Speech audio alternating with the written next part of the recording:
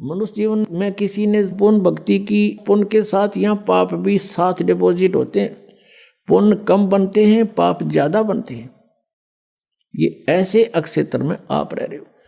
जैसे आप जी यहाँ ऐसा स्थान है जैसे एक कोई फील्ड होता है, खेत है, और उसमें कुछ भी ना जो है, ना उसकी गुड़ाई करो ना उसको संवारो, उसमें अपने आप घास फूस अड़ंगा कुबाड़ इतना उग जाएगा दिखे नहीं धरती।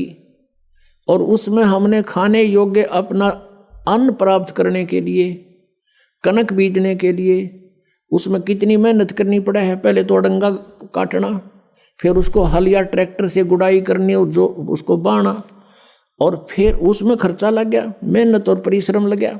और फिर उसमें खाद बीज डाला, वो भी पैसे से, खाद डाला वो भी बोल, फिर सिंचाई करी उसका भी टैक्स, यानी इतना कुछ खर्चा करके जब वो 2 दाने प्राप्त हुए और वो घास आप पर जाम गया, उसमें अड़ंगा जिसकी कति आवश्यकता नहीं थी। तो ये ऐसा क्षेत्र है जहां हम रह रहे हैं।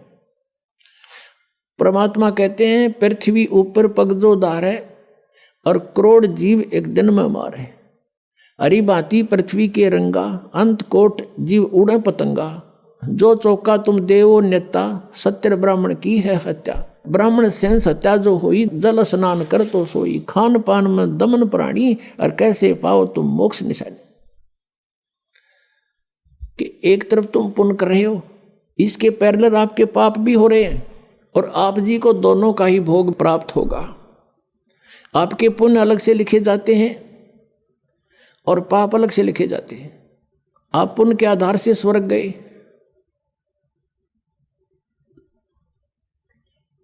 तो यहां थोड़ा कंसेप्ट क्लियर करना पड़ेगा कि जैसे आप जी एक पूर्ण परमात्मा परम अक्षर ब्रह्म को छोड़कर अन्य किसी को इष्ट बनाकर किसी भी प्रभु की, देव की पूजा करते हो, भगवान की, पुरुष की, जैसे सरपुरुष और अक्षर पुरुष।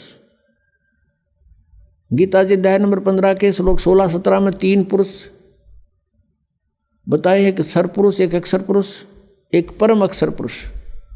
उत्तम पुरुष तो अन्य वो परम अक्षर पुरुष है, परम अक्षर ब्रह्म है। गीता जी अध्याय नंबर 8 के श्लोक नंबर 3 में जिसके विषय में कहा गया कि वो परम अक्षर ब्रह्म है।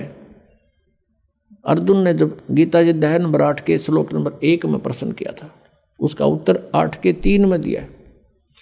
तो ये 3 पुरुष हैं, सरपुरुष भी नाशवान, अक्षर पुरुष भी नाशवान, केवल परम अक्षर पुरुष, परम अक्षर ब्रह्म, ये अविनाशी परमात्मा है। आज का जो सत्संग का विषय है, भजन करो उस सर्वदा जो दाता है कुल सबका। अब ये कंसेप्ट क्लियर करने के लिए सारा कुछ इतिहास जीवनी सुनाई जा रही है। अब सरपुरुष भी नाशवान, अक्षर पुरुष की भी क्लियर स्थिति है कि ये भी अविनाशी नहीं है, बेशक नाम इसका अक्षर पुरुष है, और वो परमात्मा तो अन्य ही है। गीता जी अध्याय नंबर 15 के श्लोक 17 में उसकी भक्ति करने से उस परमेश्वर के नाम में इतनी शक्ति है, उस सत्य नाम में, सच्चे नाम में जो 2 अक्षर का होता है, कि हमारे सभी पापों का वो नाश कर देती है।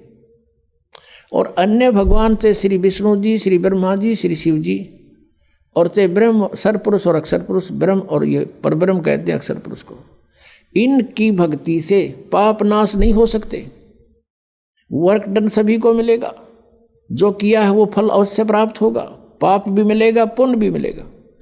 इसलिए उन भगवानों की भक्ति से जीव सुखी नहीं हो सकता, क्योंकि अगर पुण्य के कारण कहीं स्वर्ग में 2 घंटे रुक आए तो बाकी 20 घंटे उन पापों को भोगना पड़ेगा। इतने अत्यधिक पाप बनते हैं।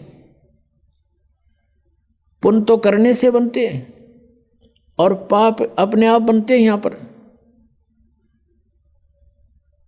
अब प्रसंग क्या है, अब कारण क्या है कि जैसे किसी ने लाइसेंस बनवा रखा है, ड्राइविंग लाइसेंस यानी गाड़ी चालक का लाइसेंस बनवा रखा है, सर्टिफिकेट, तो वो गाड़ी चलाता है, दिवस से दुर्घटना हो जाती है तो वो 90% बरी है, कि भी ये ट्रेंड आदमी है, ये अनजान नहीं था, इत्तेफाक से दुर्घटना होगी, किसी दूसरे की भी गलती से हो सकती है, तो इसलिए इसको निर्दोष साबित कर दिया जाता है। और जिसके पास लाइसेंस है नहीं, गाड़ी चला रहा है, उससे दुर्घटना हो जाती है तो सीधा अंदर जेल में होता है वो, उसका कोई विकल्प नहीं। उससे कोई मृत्यु हो जा गाड़ी के नीचे, उसका कोई विकल्प नहीं बचा होगा। तो ऐसे जो बगैर गुरु के यानी लाइसेंस बनवाए अधिकारी के बिना अधिकारी होते हैं, ये सभी नहीं होते। अब जैसे राजा परीक्षित को सर्प ने डसना था और बताया गया उसको कि किसी को गुरु बना और उससे श्रीमद् भागवत की कथा सुन।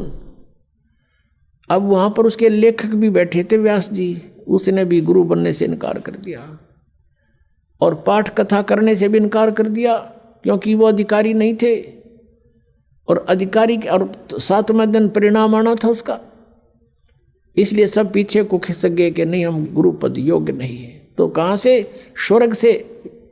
और सुखदेव जी को बुलाया गया, वहाँ राजा परीक्षित ने उनको गुरु बनाया और फिर उन्हें 7 दिन कथा सुनाई। तो अनधिकारी से लिए हुए नाम से भी आपको कोई राहत नहीं मिलेगी, अधिकारी से लिए हुए नाम से भी आपको राहत मिल सकती है कि इच्छा कर मारे नहीं, बिन इच्छा मर जा। लेकिन आपके संचित कर्म बहुत होते हैं।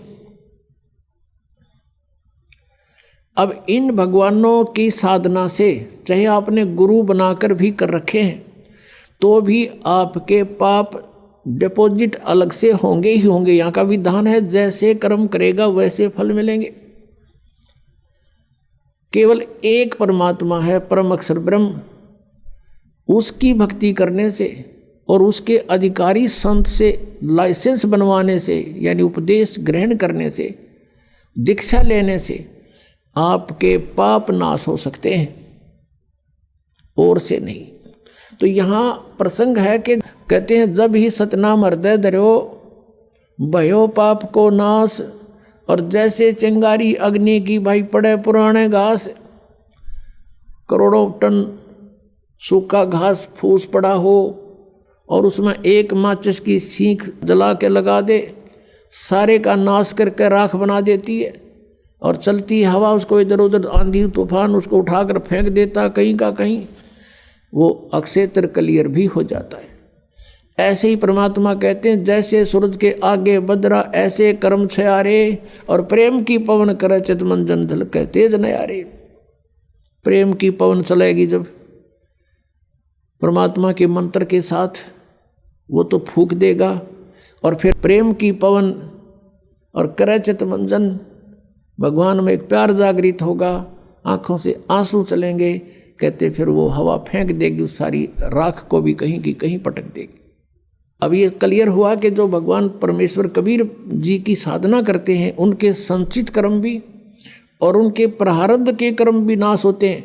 लेकिन भगवान ब्रह्मा विष्णु शिव और ब्रह्म और सरपुरुष, यानी ब्रह्म और परब्रह्म, अक्षर पुरुष तक, सरपुरुष और अक्षर पुरुष, इनकी भक्ति से ना तो प्रारब्ध में कोई परिवर्तन हो सकता और न ही आपके संचित कर्म का नाश हो सकता।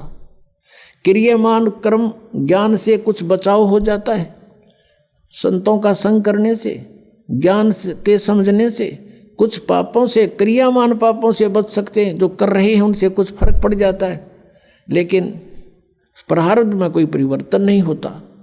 जैसे भगवान श्री विष्णु जी को श्राप दिया था नारद जी ने भगवान से विष्णु रूप मांगा था, हरि रूप विवाह कराने के लिए, और विष्णु जी ने उनको, यानी भगवान ने उनके बंदर का मुंह लगा दिया।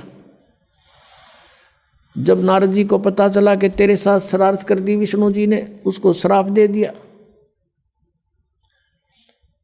कि आज तूने मेरे को बंदर का मुंह लगाया। एक औरत के लिए आज मैं व्याकुल था, एक पूरा जीवन तू अपनी पत्नी के वियोग में बितावेगा। उसका श्राप का फल भी भगवान विष्णु ने श्री रामचंद्र रूप में भोगना पड़ा। और जो मुंह तूने मेरे लगाया है, इस मुंह के जैसे व्यक्ति यानी जीव तेरी मदद करेंगे। बंदरों ने उनकी मदद की।